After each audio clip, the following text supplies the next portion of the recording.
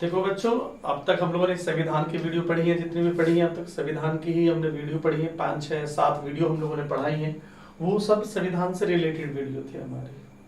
लेकिन आज हमारा स्टार्टिंग एक नया चैप्टर स्टार्ट हो रहा है, जो मॉडर्न हिस्ट्री का चैप्टर है, आधुनिक भारत का चैप्टर है। देखिए, आधुनिक भारत में अगर मैं आधुनिक इतिहास की बात करूं तो कहीं ना कहीं हमारे जो सबसे इम्पोर्टेंट चैप्टर है इसमें, वो तो 1905 से लेकर 1947 के जितने भी चैप्टर हैं जो उसमें आते हैं, बंगाल विभाजन आता है, मुस्लिम लीग की स्थापना आती है, और सूरत फूट आता है, दिल्ली दरबार आता है, होम रूल लीग आता है, नखलऊ पैक्ट आता है। ये सभी इंपॉर्टेंट चैप्टर्स हैं।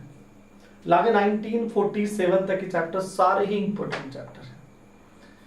लेकिन मैंने सोचा कि पहले थोड़ा सा बेसिक चीजें जो आपकी है, जैसे गवर्नर जनरल हो गए, बंगाल का गवर्नर हो गया, बंगाल के गवर्नर जनरल हो गए, भारत के गवर्नर जनरल हो गए, और भारत के वायसराय हो गए, हम उनके बारे में बात करने वाले हैं। देखिए, ये चैप्टर बहुत ही बढ़िया है। यहाँ से क्वेश्चन 101% आता है। अगर आप वनडे एग्जाम दे रहे हैं तब भी क्वेश्चन आएगा। अगर आपने यूपीएससी का पेपर देना है या यूपी पीसीएस का पेपर देना है, कोई भी पीसीएस के पेपर देने, वहां से भी क्वेश्चन पक्का पूछा जाएगा। तो ये समझ लीजिए 100% क्वेश्चन आपका सेट हो चुका है, 100% पेपर में आएगा, ये मेरा दावा है, ये लिख लीजिएगा। बस आपको लगभग ये जो वीडियो बनने वाली है ये लगभग 3 या 4 पार्ट में बनेगी आपकी वीडियो। इसमें मैं क्या क्या पढ़ाऊंगा आप थोड़ा सा देख लीजिए, हाईलाइट्स देख लीजिए। मैं आपको क्या क्या पढ़ाऊंगा। नंबर 1 मैं पढ़ाऊंगा बंगाल का गवर्नर, फिर इसे बोलते हैं the governor of Bengal, the governor of Bengal. फिर पढ़ाऊंगा मैं सेकंड चैप्टर, जो आपका सेकंड वीडियो में आएगा। इस वीडियो में नहीं आएगा चैप्टर, ये नेक्स्ट वाले वीडियो में चैप्टर आएगा। इसमें मैं केवल जो वीडियो बनाऊंगा आज, उस वीडियो में केवल बंगाल के गवर्नर की ही बात करूंगा बस, और बाकी किसी की नहीं बात करूंगा। मैं मद्रास के गवर्नर की बात भी नहीं करूंगा, मैं बम्बई के गवर्नर की बात नहीं करूंगा, केवल मैं बंगाल के गवर्नर की ही बात करूंगा। ठीक है बच्चों, और पूरे ध्यान से पढ़ करो, ठीक है ना। कोई भी दिक्कत हो, कोई भी क्वेरी हो तुम्हारा, तुरंत पूछा करो मुझसे आप, ठीक है। और सब्सक्राइब का बटन जरूर दबाएं आप, ठीक है, वो जरूरी है आपका। देखिए, बंगाल का जो गवर्नर है ये बहुत इंपॉर्टेंट है। डायरेक्टली बंगाल के गवर्नर जनरल से लोग पढ़ाते हैं, मैं नहीं चाहता कि मैं वहां से पढ़ाऊं, मैं स्टार्टिंग से ही चैप्टर पढ़ाना चाहता हूं। तो बंगाल का गवर्नर की ही बात कर रहे हैं, तो इसे गवर्नर ऑफ बंगाल कहा जाता है। एक वीडियो में तो ये चैप्टर कंप्लीट होगा। जो नेक्स्ट वाली वीडियो होगा उसमें होगा बंगाल का गवर्नर जनरल, बंगाल का गवर्नर जनरल वाला टॉपिक पूरा होगा। इसे क्या बोलेंगे, इसे बोलेंगे governor general, governor general GENERAL general of Bengal. इसकी भी बात भी करेंगे हम, बंगाल के गवर्नर जनरल की भी बात करेंगे हम, बंगाल के गवर्नर की भी बात करेंगे हम। और जो तीसरा वीडियो आएगा हमारा, वो आएगा भारत का गवर्नर जनरल, भारत का गवर्नर जनरल वाला वीडियो आएगा। इनकी से बोलेंगे गवर्नर जनरल ऑफ इंडिया कहा जाएगा, governor general GENERAL general of India. और जो इसके बाद का लेक्चर आएगा उस पर भी ध्यान देना है। तो लास्ट वाला टॉपिक आएगा इनके भारत का वायसराय, भारत का वायसराय। यानी कुल मिलाकर हमें 4 टॉपिक्स पढ़ने अच्छे तरीके से, याद भी करना है, साथ साथ याद करके भी चलना है। कोई भी डाउट हो, कोई भी क्वेरी हो, आप जरूर मुझसे जरूर बताएं, अपने कमेंट्स बॉक्स में लिखते रहें आप। तो कुल मिला के हम लोगों को 4 टॉपिक क्लियर करने हैं, और मैं वादा करता हूं कि चारों से ही क्वेश्चंस आएगा। आपका वनडे एग्जाम हो, चाहे आपका यूपी पीसीएस हो, चाहे आपका यूपीएससी एग्जाम हो, 100% क्वेश्चन आ जाएगा, बिल्कुल गारंटी की बात है। और आपको अच्छी तरह से तैयार करके चलना है। जैसे मैंने कहा ना, बंगाल का गवर्नर वाला टॉपिक आपको अच्छे से तैयार करके चलना है, बंगाल का गवर्नर जनरल का टॉपिक आपको अच्छे से तैयार करके चलना है, और भारत का वायसराय गवर्नर जनरल वाला टॉपिक अच्छे से करना है, और भारत का वायसराय वाला टॉपिक। देखिए, साथ साथ मेरे याद करते चलिए, यही जरूरी है और बहुत इंपॉर्टेंट है आपका। चलिए स्टार्टिंग करता हूं मैं बिना टाइम गवाए। आपका बहुत सारा समय जो है मैं बात करने में नहीं लेता हूं। मैं चाहता हूं कि तुरंत टॉपिक पे आए और तुरंत क्वेश्चन स्टार्ट करें, अपने तुरंत ही लेक्चर को स्टार्ट करें और फालतू की बातें ना करें हम। चलिए, आज का टॉपिक है बंगाल का गवर्नर। तो हम लोग बंगाल के गवर्नर की ही बात करेंगे। चलिए मैं इसे रफ कर देता हूं, आप लोगों ने स्क्रीनशॉट ले लिया होगा, बहुत अच्छी बात है। चलिए पढ़ते रहिए मेरे साथ, पूरे जोश के साथ, पूरे जुनून के साथ पढ़ते रहिए। बहुत इंपॉर्टेंट चैप्टर है जिसे हम पढ़ने वाले हैं। तो टॉपिक का नाम है बंगाल का गवर्नर। बंगाल का गवर्नर, मैंने पहले ही कहा इसे क्या बोला जाता है, गवर्नर ऑफ बंगाल भी कहा जाता है, इसे गवर्नर ऑफ बंगाल भी कहा जाता है। बंगाल के गवर्नर में अब क्वेश्चन आता है कि मैंने कहा पूरे भारत से जो गवर्नर होते थे, अलग अलग प्रांत में अलग अलग गवर्नर होते थे। जैसे मैं आपको बेसिकली चीजें बता रहा हूं, मैं बेसिकली आपको मैं ऐसे ही बता रहा हूं। यहाँ पे आपका सिक्किम नहीं था, लेकिन फिर भी अब मैं बता देता हूँ इस तरह से। समथिंग ये पूरा जो था आपका इस तरह से था, और इसमें पाकिस्तान भी इंक्लूड था। यहाँ पाकिस्तान वाला हिस्सा भी ले लेते हैं, ये पाकिस्तान वाला भी है। तो देखिए मैं बताना चाह रहा था आपसे कि ये बंगाल है टोटल, और ये आपका मद्रास हुआ, और ये आपका बंबई हुआ। तो ये समझ लीजिए कि हर जगह अपने गवर्नर होते थे। मद्रास का अपना गवर्नर होता था, बंबई का अपना गवर्नर होता था, और बंगाल का भी अपना गवर्नर होता था। यानी कुल मिलाकर सबके अपने गवर्नर थे, और सभी इंडिपेंडेंट शासन चलाते थे। एक गवर्नर दूसरे के कार्यों में इंटरफेयर नहीं करता था। उनके अपने एरियाज होते थे, उनके अपने क्षेत्र होते थे, उनके अपने रूल्स रेगुलेशन होते थे। तो आप कहोगे सर बंगाल के गवर्नर ही क्यों पढ़ा रहे हो, मद्रास के गवर्नर और बंबई गवर्नर क्यों नहीं पढ़ा रहे आप? क्योंकि दरअसल बंगाल के गवर्नर इसलिए इंपोर्टेंट है ज्यादा, क्योंकि बंगाल के गवर्नर का जो पद था बाद में बंगाल के गवर्नर जनरल का पद बना दिया था, और फिर बंगाल के गवर्नर जनरल का पद समाप्त कर देके वहीं से उन्होंने भारत का गवर्नर जनरल स्टार्ट कर दिया। और फिर भारत का गवर्नर जनरल समाप्त होता है तो भारत का वायसराय शुरू हो जाता है। तो ये कहीं ना कहीं जो शुरुआत होती है वो बंगाल के गवर्नर से शुरू होती है, और बंगाल का गवर्नर जनरल मिलता है जब रेगुलेटिंग एक्ट 1773 आता है। और फिर 1833 में बंगाल का जो गवर्नर जनरल है उससे समाप्त उस पद को हटा के वहां पे भारत का गवर्नर जनरल बना देते हैं। तो कुल मिलाकर कह सकते हैं कि बंगाल से ही शुरुआत होती है सारी। वैसे बंबई भी अगर आप कहेंगे, अगर आप कमेंट्स करेंगे, कमेंट्स में ये बताएंगे मुझे कि मनोज सर आप बंगाल का अलावा बंबई के गवर्नर पढ़ा दीजिए आप, और सारे ही मद्रासी गवर्नर पढ़ा दीजिए, तो मैं बिल्कुल पढ़ा दूंगा, बिल्कुल दिक्कत वाली बात नहीं है। बस ये होना चाहिए कि आपके दिमाग में हर चीज भर जानी चाहिए। वैसे तो इंपोर्टेंट नहीं, कभी कभी पूछ लेते हैं, मद्रास के गवर्नर भी पूछ लिए हैं, ऐसी बात नहीं कि नहीं पूछे जाते। पीसीएस में अक्सर पूछे जाते हैं कि जो गवर्नर से मद्रास के क्रम यानी क्रम में लगाइए, सही काल क्रम अनुसार लगाइए, पूछ लेते हैं कभी कभी। बंबई के गवर्नर नहीं पूछे गए आज तक भी। हाँ पीसीएस में पूछा हुआ है कि मद्रास के गवर्नर को सही काल क्रम अनुसार लगाइए, कौन सा किसके बाद आता है, कौन सा किसके बाद आता है। बंगाल का गवर्नर तो बहुत इंपॉर्टेंट है, ये तो कहने की जरूरत नहीं कि क्वेश्चन इंपॉर्टेंट है। मद्रास के गवर्नर भी पढ़ाऊंगा। चलिए अब एक नया क्वेश्चन और स्टार्ट हो गया, तुम्हारे हमारे बीच में एक नया क्वेश्चन स्टार्ट हो गया कि सर मद्रास के गवर्नर पढ़ाएं, तो हम बिल्कुल मद्रास गवर्नर पढ़ाएंगे आपको। एक स्पेशल लेक्चर आपका बंबई और मद्रास के गवर्नर्स के लिए बना दूंगा, मैं बिल्कुल बना दूंगा। तो मैं बंगाल के गवर्नर की बात कर रहा था, तो बंगाल के गवर्नर्स की मैं ये पुरस्कृत बता रहा हूं कि सभी गवर्नर अपने आप अलग क्षेत्र में होते थे, उनका रूल्स रेगुलेशन अलग होता था, सभी इंडिपेंडेंट होते थे। वे किसी पे कोई भी उनका जो था कह सकते हैं कि उन पे कोई किसी का भी अलग से जोर जबरदस्ती नहीं होती थी। जो चाहे वो रूल्स बनाता था, जो नहीं चाहता था वो रूल्स मत बनाओ। अपने एक क्षेत्र में उनके अपने इंडिपेंडेंट एरियाज थे, इंडिपेंडेंट उनके रूल्स रेगुलेशन थे, तो कोई दिक्कत नहीं है। चलिए हटा देते हैं इस पॉइंट को, यहां से हटाते हैं। तो बंगाल के गवर्नर का हम लोग सही क्रम जानना चाहेंगे। तो बंगाल के जो गवर्नर आए थे वो किस तरह से आए थे, चलिए देखिए कहानी बंगाल की वो मुगल काल से हम स्टार्ट करते हैं। दरअसल मैं आपको एक बेसिकली ही बता देता हूं कि मुगलों के समय में जो था वो पूरा बंगाल जो था वो मुगल साम्राज्य के अधीन था, और मुगल साम्राज्य के अधीन था तो धीरे धीरे मुगल साम्राज्य कमजोर होता चला गया। जब मुगल साम्राज्य कमजोर होता तो बंगाल इंडिपेंडेंट हो गया, बंगाल आजाद हो गया। भाई हम मुगलों की स्वाधीनता नहीं स्वीकार करते हैं, हम मुगलों के नीचे नहीं काम करेंगे। हम बंगाल जो था मुगलों के नीचे नहीं रहेगा ये प्रांत, बल्कि एक इंडिपेंडेंट प्रांत बना। तो इंडिपेंडेंट प्रांत बन गया तो मुगलों से आजाद हो गया, बंगाल आजाद हो गया, और यहाँ पे इस पे से नवाब होने लगे।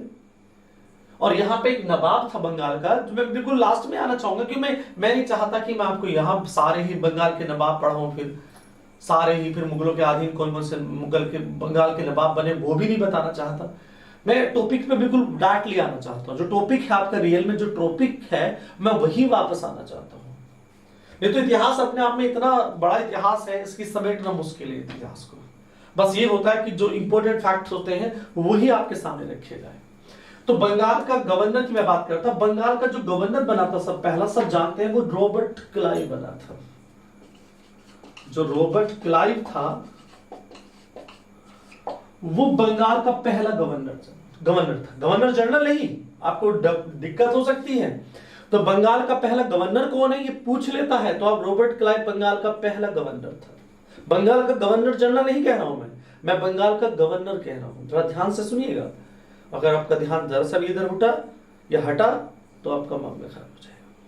तो मैंने कहा बंगाल का पहला जो गवर्नर था वो रॉबर्ट क्लाइव था। कहा जाता है कि 2 बार बंगाल का जो गवर्नर था रॉबर्ट क्लाइव 2 बार बना था। पहली बार कब बना था?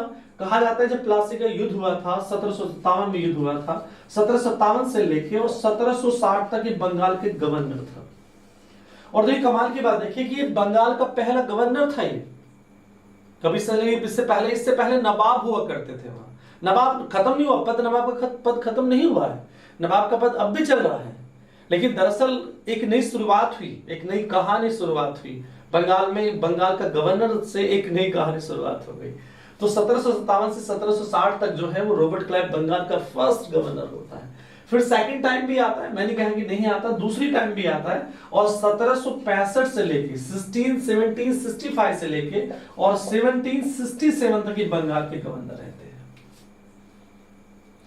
तो आपसे कोई पूछेगा, वैसे लास्ट में जब इंग्लैंड चले जाते हैं, कहा जाता है जब 1767 इंग्लैंड चले जाते हैं तो वहां पे ये सुसाइड करके अपनी जीवन का अंत कर लेते हैं। अपना जीवन का इन्होंने सुसाइड से अंत किया था। उन्हें गलतियां जो उन्होंने भारत में की होंगी, यहाँ के निर्दोष लोगों को जो मारा होगा, उनकी अंतरात्मा ने उन्हें बहुत सताया होगा और कहा होगा कि तुमने बहुत गलत करा। और आखिर में उन्होंने, इनका जो अंत हुआ वो बहुत ही दयनीय स्थिति में हुआ उनका। ऐसा कहा जाता है कि उनकी जो उन्होंने अपने जीवन की समाप्ति सुसाइड से कर ली थी। चलिए कोई बात नहीं, वो उनकी व्यक्तिगत लाइफ है, उनमें हम ज्यादा इंटरफेयर नहीं करेंगे, वहां तक नहीं जाएंगे हम लोग।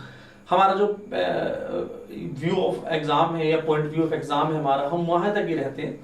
तो रॉबर्ट क्लाइव की कहानी 2 बार भारत में आपको देखने को मिलेगी। 1757 में रॉबर्ट क्लाइव आता है, 1760 तक वो भारत में रहता है। उसके बाद 1765 से 1765 से लेके 1760 तक भारत में फिर दोबारा आता है। तो बीच में कौन कौन से वायसराय आते हैं उनका तो सीरीज बताइएगा पूरी सीरीज। कुल मिलाकर अगर हम व्यक्ति के हिसाब से देखेंगे तो व्यक्ति के हिसाब से केवल 6 बंगाल के गवर्नर बने हैं। कितने बने हैं? 6 बच्चों, 6 गवर्नर बने, याद रखना। और अगर हम व्यक्ति के हिसाब से ना देखें और हम क्रम वाइज देखें तो कितने बने हैं? तो 7 गवर्नर बने हैं। अब 7 के क्रम बताइए सर, 7 के क्रम कौन कौन से होंगे? तो क्रम वाइज हम डिस्कस कर लेते हैं। चलिए स्टार्ट करते हैं। तो ये डेट दोनों ही याद रखना, बहुत इंपॉर्टेंट है। चलिए दूसरे नंबर पे आते हैं। एक आता है J.Z. हॉलवेल। हॉलवेल नाम सुना है? सुना डेफिनेटली, बहुत फेमस नाम है। हॉलवेल के लिए कहा जाता है कि हॉलवेल ज्यादा समय तक नहीं रहा था ये, और ये मास कहते हैं 1760 से लेके और 1760 तक ही रहा था। कहते रॉबर्ट क्लाइव के जाने के बाद जो था वो हॉलवेल को बंगाल का गवर्नर बनाया गया था कुछ समय के लिए। हॉलवेल की भी कहानी थोड़ी सी मैं बताना चाहूंगा, वैसे तो मैं अलग से इंटरव्यू बताऊंगा। ये J.Z. है, ये मेरे दोस्त। J.Z. पे थोड़ा सा ध्यान देना, J.Z. हॉलवेल, ठीक है। हॉलवेल की स्पेलिंग में एक बार देख लेता हूं। हाँ, WELL हॉलवेल, ये वाला हॉलवेल है, ये ई है आपका, जरा ढंग से देखिएगा। हॉलवेल तो J.Z. हॉलवेल 1760 में बंगाल का गवर्नर बनता है। 1760 में ही ये हटा दिया जाता है, मात्र 3 या 4 महीने के लिए गवर्नर बनता है। हॉलवेल की कहानी थोड़ी सी मैं बताना चाहूंगा। हॉलवेल की कहानी क्या है? कहते हैं जब सिराजुद्दौला ने कासिम बाजार पर अटैक किया था तो बहुत सारे घटनाएं हुई थी, जिसमें ब्लैक होल ट्रेजेडी थी, काल कोठरी वाली घटना कहा जाता है। वहां से कासिम बाजार पे जब उन्होंने अटैक किया था तो वहां से कुछ अंग्रेज फुल्टा द्वीप पे चले गए थे। बंगाल खाड़ी में फुल्टा द्वीप पड़ता है, तो फुल्टा द्वीप पे चले गए थे। उनमें हॉलवेल भी शामिल था। और हाँ मैं हॉलवेल के लिए बता रहा थोड़ा सा, नहीं हॉलवेल नहीं गया था, बल्कि वॉरेन हेस्टिंग, एक कैरेक्टर हुआ है वॉरेन हेस्टिंग। तो कहा जाता है कि उस समय हॉलवेल ब्लैक होल ट्रेजेडी हुई थी, यानी कि काल कोठरी वाली घटना हुई थी, उस समय हॉलवेल उस घटना में का एक प्रत्यक्षदर्शी था। और जो वॉरेन हेस्टिंग्स आने वाले हैं आगे, वो फुल्टा द्वीप पे गए थे, और वहीं उन्होंने एक, कहा जाता है कि वहां एक अंग्रेजन विधवा थी, उनसे वहीं शादी की थी। वो वॉरेन हेस्टिंग कहानी में बता दूंगा आपको मैं, हॉलवेल से कुछ ज्यादा क्वेश्चंस नहीं आते, बस बेसिकली ये ध्यान रखिए कि ये ब्लैक होल ट्रेजेडी की घटना होती है, काल कोठरी वाली घटना होती है, उसके प्रत्यक्षदर्शी थे। चलिए तीसरे की बात करते हैं। तीसरा का नाम आपने सुना होगा, बहुत फेमस नाम है, वैनसीटॉट। पूरा नाम है हेनरी वैनसीटॉट, हेनरी HENRY, हेनरी वैनसीटॉट। यानी कि जो बंगाल का तीसरा गवर्नर बनता है उसका नाम है हेनरी वैनसीटॉट। हेनरी वैनसीटॉट के लिए कहा जाता है कि 1760 से लेके, और ये जो रहा था ये 17, हाँ वैनसीटॉट की जो कहानी है वो 1760 से लेके और 1765 तक, ये 5 साल बंगाल का गवर्नर रहा था। कितने साल रहा? 5 साल रहा। तो हमारे पास 3 गवर्नर बंगाल के, पहला रॉबर्ट क्लाइव है, उसके बाद जेज़ैड हॉलवेल है, उसके बाद हेनरी वैनसीटॉट है, और उसके बाद मैंने कहा था अगर व्यक्ति के हिसाब से देखे जाए तो यहां पे 6 लोग आएंगे, लेकिन यहां पे फिर अगर काल क्रम अनुसार देखा जाए, क्रम वाइज देखा जाए, तो फिर रॉबर्ट क्लाइव फिर वापस आएगा। रॉबर्ट क्लाइव 1765 से लेके, मैंने कहा ना ये डेट आपकी इंपॉर्टेंट है ये वाली, है ना, तो 1765 से लेके 1767 तक ये बंगाल का गवर्नर फिर बनता है। तो ये डेट मैं यहां से अब हटा देता हूं क्योंकि हमें एक ही डेट से काम चल जाएगा। तो हॉलवेल की डेट मैं यहां भी लिख देता हूं, थोड़ा सा यहां लिख देता हूं, उसे थोड़ा सा रफली बना देता हूं। तो Robert Clive 1757 is the classified के बाद वे बंगाल के पहले गवर्नर बनते हैं, और ये 1760 तक रहते हैं बंगाल के गवर्नर। उसके बाद हॉलवेल 1760 से लेके और 1760 तक ही रहते हैं। और फिर हेनरी वैनसीटॉट है, ये 1760 से लेके 1765 तक बंगाल का गवर्नर रहता है।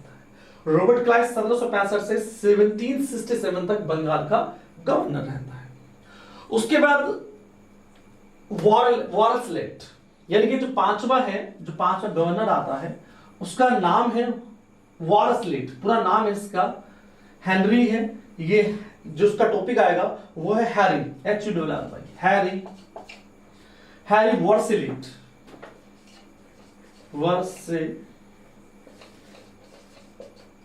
वॉरेसलेट, यानी कि जो बंगाल का 5वां गवर्नर बनता है उसका नाम है हेनरी वॉरेसलेट।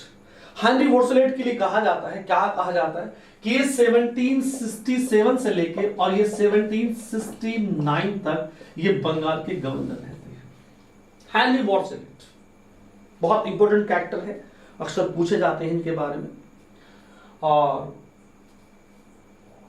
वॉरेसलेट के लिए 2-3 क्वेश्चंस और पूछे जाते हैं। वॉरेसलेट की मैं स्पेलिंग्स एक बार देख लेना चाहूंगा। वॉरलेस्ट, ये वॉरलेस्ट है, वॉरलेस्ट, तो वॉरलेस्ट है हेनरी वॉरलेस्ट। तो हेनरी वॉरलेस्ट 1767 से लेके 1769 तक ये बंगाल के गवर्नर रहते हैं। उसके बाद छठा जो कैरेक्टर आता है, छठा बंगाल का जो गवर्नर आता है उसका नाम है, उसे जो बोल जाते हैं जॉन कार्टर। आपने मूवी देखी हो जॉन कार्टर, नाम सुना होगा, जो मार्स उस पे चला जाता है, प्लेनेट पे चला जाता है, जॉन कार्टर, बहुत फेमस मूवी है, ठीक है। तो उन्हीं के नाम से इसका नाम, पूरा नाम है जॉन कार्टियर। तो जॉन कार्टियर भी जो था, जॉन कार्टियर जो था वो बंगाल का छठा गवर्नर बनता है। गवर्नर जनरल नहीं, केवल छठे नंबर पे गवर्नर बनता है। और ये कब से कब तक थे? ये 1769 से लेके और 1772 तक ये बंगाल के गवर्नर रहते हैं, ठीक है। तो कितने कैरेक्टर हो गए हमारे पास जो बंगाल के गवर्नर थे? यानी कि बंगाल के गवर्नर हमारे पास पहला रॉबर्ट क्लाइव आता है, उसके बाद हॉलवेल आता है, उसके बाद हेनरी वैनसीटॉट आता है, उसके बाद रॉबर्ट क्लाइव फिर दोबारा से आते हैं, और फिर हैरी वॉरेसलेट, तो वारल्स जो हॉरी वारलस्ट है ये फिर गवर्नर बनते हैं, फिर क्या एक बार ही बनते हैं, और जॉन कार्टियर आते हैं, और 7वें नंबर पर जो बंगाल के गवर्नर बनते हैं सब जानते होंगे वॉरेन हेस्टिंग्स।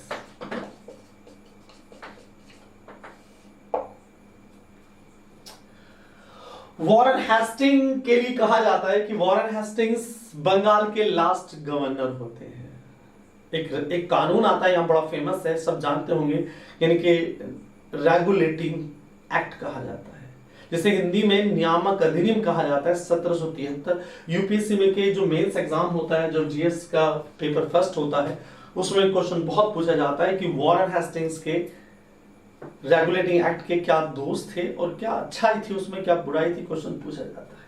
लेकिन हमें यूपीएससी नहीं बताना है भी, हमें बेसिक्स क्वेश्चन करने हैं। तो वॉरेन हेस्टिंग्स के लिए बता रहा था आपसे कि वॉरेन हेस्टिंग्स जो है वो 1772 को जो है वो बंगाल का गवर्नर बनता है, और ये बंगाल के लास्ट गवर्नर होते हैं। कब होते हैं? बंगाल का लास्ट गवर्नर। आपसे पूछेगा कि बंगाल का फर्स्ट गवर्नर कौन था, तो Robert Clive the first governor of Bengal.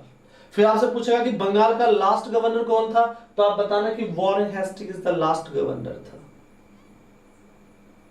तो फिर क्या बंगाल के गवर्नर बनने बंद हो गए थे क्या जब ये लास्ट था? नहीं, दरअसल क्या था कि बंगाल का जो गवर्नर का पद था वो हटा दिया गया, समाप्त कर दिया गया, और ये कहा गया कि जो बंगाल का गवर्नर होगा वो ही बंगाल का गवर्नर जनरल होगा, यानी कि बंगाल का गवर्नर नहीं होगा।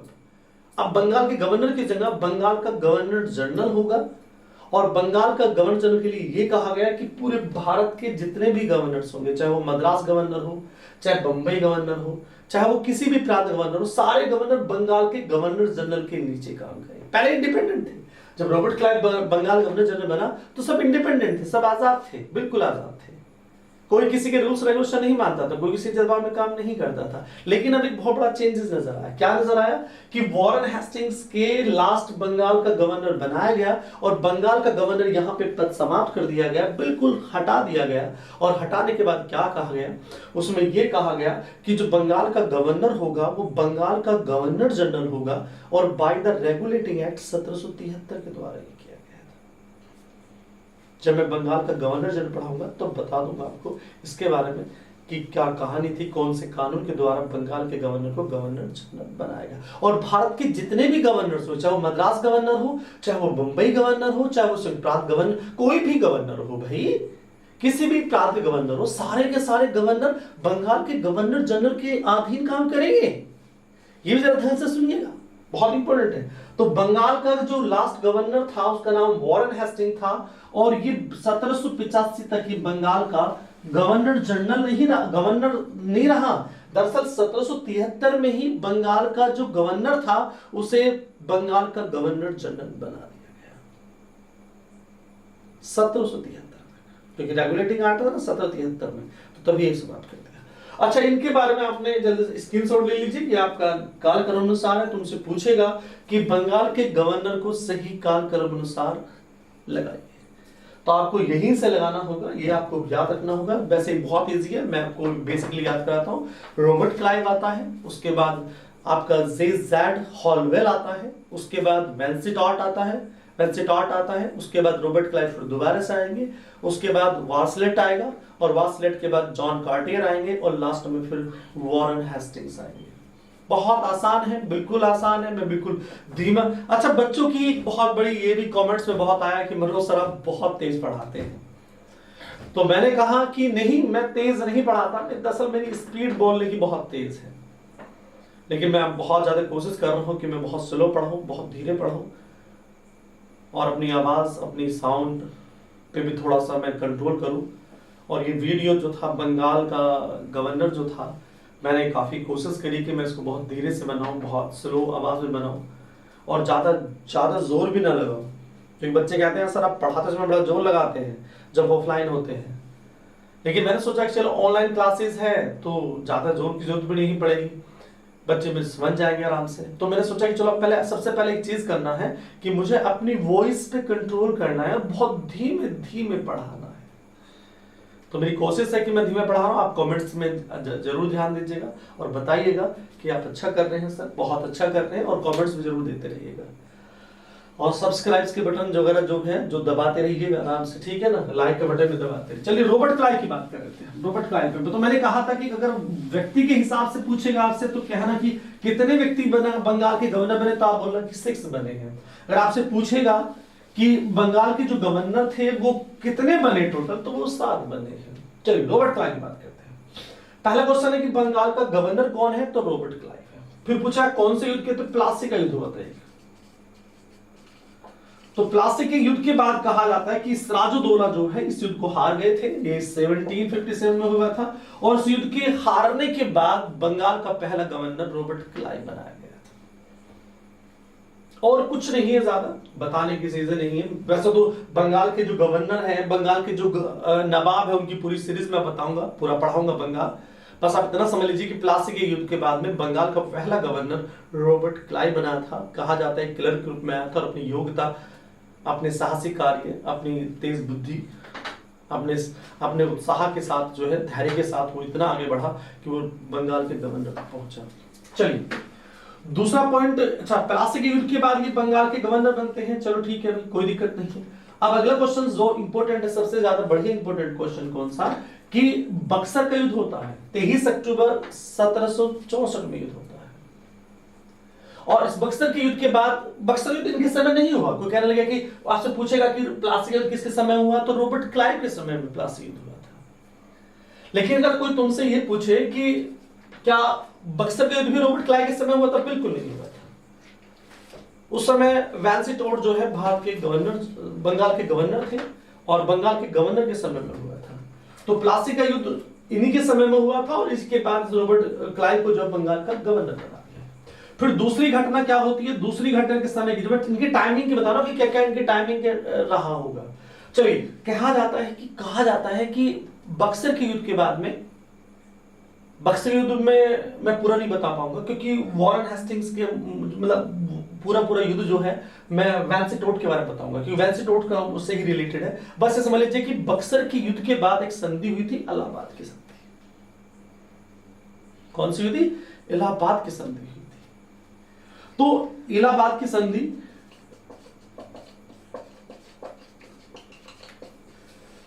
इलाहाबाद की संधि 1765 में हुई थी, और ये कहा जाता है कि किसने करवाई थी, तो रॉबर्ट क्लाइव ने इलाहाबाद की संधि करवाई थी। चलो पूरे ढंग से देखना, अच्छी तरह से देखना, बड़ी तरीके से एकदम फर्स्ट क्लास। चलिए तो इलाहाबाद की संधि हुई थी 1765 में, वो किसने करवाई थी? रॉबर्ट क्लाइव ने की थी, और वो 2 लोगों के साथ हुई थी। एक अवध का नवाब था सुजाउद्दौला, अवध का नवाब था सुजाउद्दौला। आपने एक मूवी देखी होगी पानीपत। पानीपत में जो अहमद सफदरजंग के साथ वो मोटेज कैरेक्टर वाले आदमी है, तो बंगाल के नवाब है सुजाउद्दौला। उस कैरेक्टर को देख लेना तो आपको याद भी आ जाएगा। तो अवध का नवाब सुजाउद्दौला, ये इनके साथ संधि की गई थी। और उस समय जो मुगल बादशाह थे, उनका नाम था शाह आलम सेकंड। शाह आलम सेकंड उनके साथ रॉबर्ट क्लाइव ने संधि की थी। तो 2 लोगों के साथ इलाहाबाद की संधि हुई थी। एक मुगल बादशाह शाह आलम सेकंड के साथ संधि हुई थी, शाह आलम सेकंड के साथ हुई थी, और एक अवध के नवाब सुजाउद्दौला के साथ की थी, जो रॉबर्ट क्लाइव ने की थी। और कहा जाता है कि जो मुगल बादशाह थे शाह आलम सेकंड, इनके समय में क्या हुआ था कि इन्होंने बिहार, बंगाल और उड़ीसा, इन तीनों की, ठीक है, याद रखना, जो मैं बता रहा हूं वही इंपॉर्टेंट है बिल्कुल, और उसी अकॉर्डिंग चलना भैया बच्चे। तो कहा जाता है कि बंगाल के बादशाह थे मुगल बादशाह थे शाह आलम सेकंड, उनके समय में उन्होंने संधि की थी, रॉबर्ट क्लाइव के साथ संधि की थी, इलाहाबाद की संधि थी। और इसमें बंगाल, बिहार और उड़ीसा, इन 3 राज्यों की जो थी, इन 3 क्षेत्रों की जो थी दीवानी अधिकार रॉबर्ट क्लाइव ने अपने हाथों में ले लिया था। ठीक है, तो बिहार, बंगाल और उड़ीसा का दीवानी अधिकार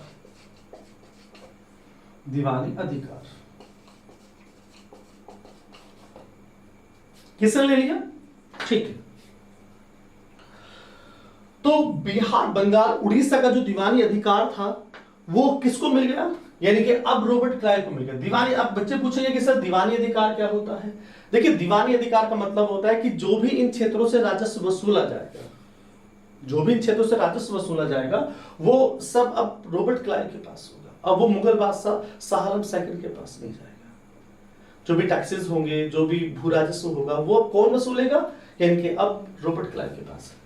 तो इलाहाबाद की संधि बहुत फेमस है, जो रॉबर्ट क्लाइव ने की थी, प्लासी में रॉबर्ट क्लाइव के साथ माना जाता है।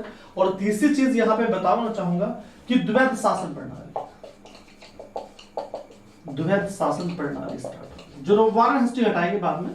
तो द्वैध शासन प्रणाली किसके समय में की गई थी पूछ लेते हैं, तो रॉबर्ट क्लाइव के समय में द्वैध शासन प्रणाली स्टार्ट की गई।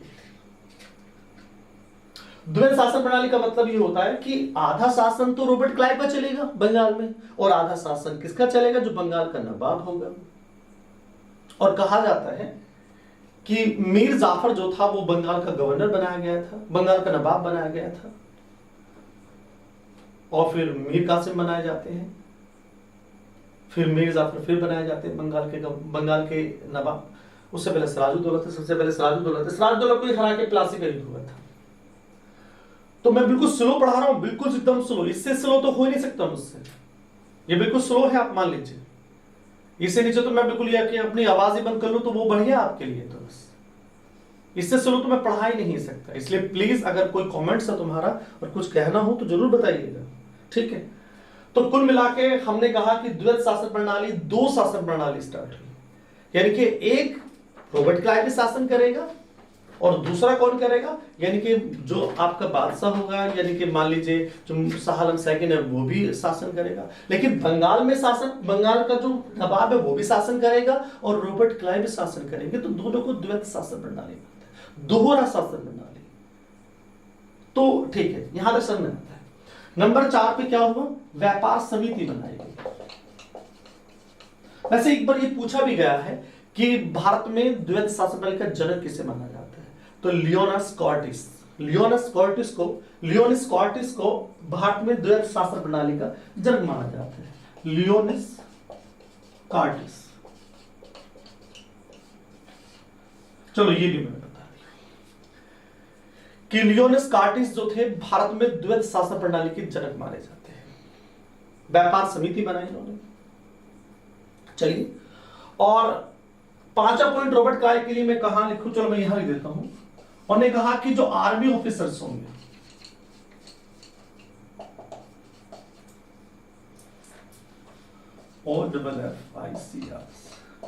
जो आर्मी ऑफिसर्स होंगे उन्हें भत्ते डबल मिले करेंगे। अगर बिहार और बंगाल से अगर बाहर उनकी तैनाती होती है तो उनके भत्तों को डबल कर दिया जाएगा। यानी कि उनको अब इसका जो उनको पेमेंट मिलना है वो डबल मिलेगा।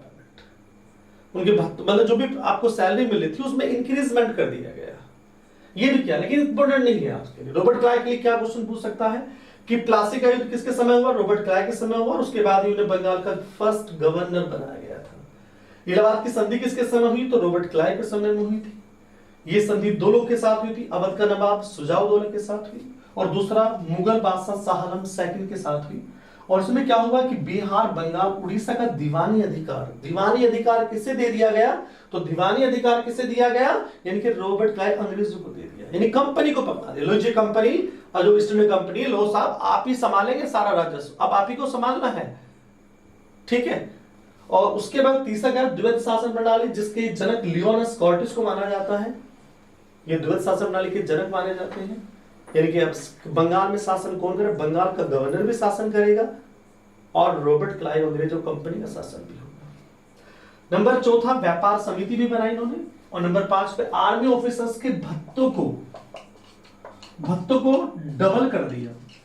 अच्छा, डबल क्यों कर दिया था? उन्हें कहा कि अगर बंगाल, बिहार से बाहर आपकी तैनाती होती है तो आपके भत्तों को डबल कर दिया जाएगा। यानी कि आप अगर डबल काम करेंगे तो डबल पैसे मिलेंगे भैया आपको।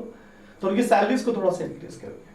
तो रॉबर्ट क्लाइव के काम थे। मैं यहां से इसको पॉइंट को हटा देता हूं, और किसी को कुछ पूछना है, कहना है तो वो अपने कमेंट्स वगैरह में कह सकता है, कोई दिक्कत नहीं है, ठीक है। चलिए और कुछ ज्यादा नहीं है बताने के लिए, इतना ही बहुत है, इससे ज्यादा बताने का कुछ है नहीं। मेरे कहने का मतलब है कि इससे ज्यादा रोबोट क्लॉक के बारे में पढ़ना नहीं है, बस थोड़ा सा बेसिकली चीजें पढ़ते रहिए।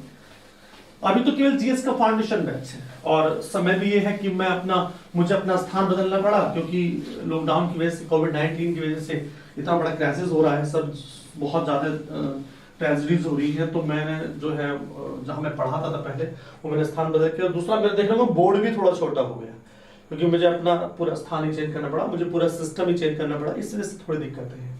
चलिए, बंगाल का जो सेकंड गवर्नर है उसका नाम बताया था मैंने, वो जैड जे हॉलवेल।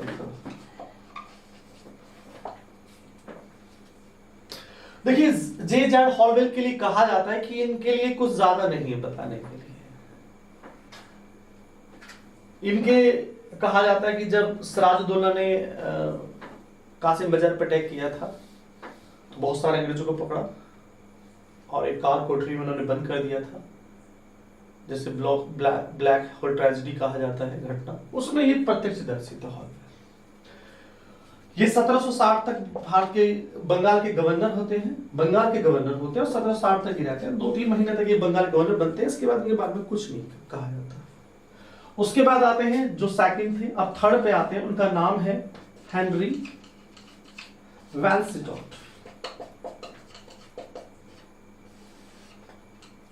देखिए, हेनरी वांसीटोट के लिए कहा जाता है कि ये बंगाल के जो गवर्नर है, वो 1760 से लेके और 1765 तक के बंगाल के गवर्नर है वांसीटोट। और देखिए, वांसीटोट के लिए घटना मानी जाती है जो बहुत इंपॉर्टेंट है वांसीटोट के लिए। पूछेगा कि कौन से बंगाल का गवर्नर था जिसके समय ये सबसे बड़ी घटना हुई थी, तो वो था बक्सर का युद्ध।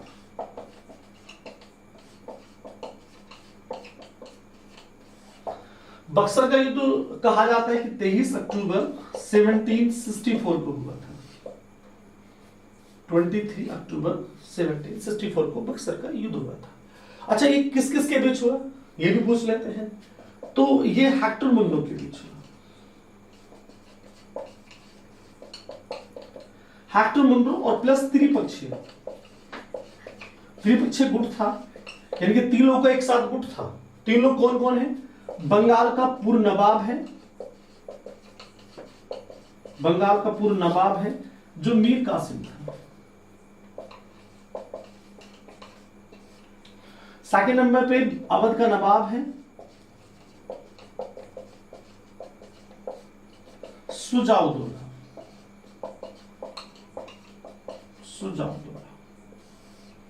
और तीसरा मेरे पास है मुगल बादशाह शाह आलम। इन तीनों का, ये तीनों एक तरफ थे और हेक्टर मुंडो एक तरफ था। और जब हेक्टर मुंडो एक तरफ था तो ये तीनों के तीनों जो है हार जाते हैं और हेक्टर मुंडो जीत जाता है। लेकिन संधि जो हेनरी वांसीटोट के साथ नहीं होती है, संधि रॉबर्ट क्लाइव करेगा 1765 में, जिसे इलाहाबाद की संधि कहा जाता है, जो बक्सर की युद्ध की हुई थी। अभी थोड़ी देर पहले मैंने बताया, तो ये भी थोड़ा सा ध्यान रखना है। इसके बाद में कुछ ज्यादा नहीं बचता है, आपको इतना ही ध्यान रखना है। चलिए, फिर मैं थोड़ा थोड़ा बता देता हूँ, कुछ दिक्कत नहीं है। तो यहां तक हो गया नंबर। चलिए, 3 हो गया हमारे पास, 7 पढ़ाने, 7 गवर्नर पढ़ाने। चलिए, 3 हो गए। फिर रॉबर्ट क्लाइव आते हैं चौथे नंबर पर। वो मेरे सब जो बताना था बता दिया रॉबर्ट क्लाइव के बारे में। द्वैत शासन करते हैं, व्यापार समिति बनाते हैं, और अंग्रेजों के जो आर्मी ऑफिसर उनके भत्तों को डबल कर दिया जाता है, और प्लासी युद्ध होता है। इलाहाबाद की संधि बहुत इंपॉर्टेंट है उनके समय में। अब 5वें जो गवर्नर होते हैं सब जानते हैं, वारसेलेट, हैरी वारसेलेट,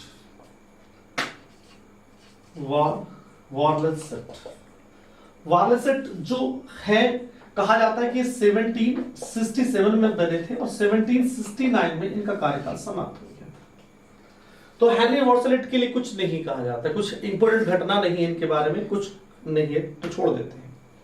आगे चलते हैं। छठा गवर्नर कौन आता है? तो छठा गवर्नर आता है, उसका नाम है जॉन कार्टियर।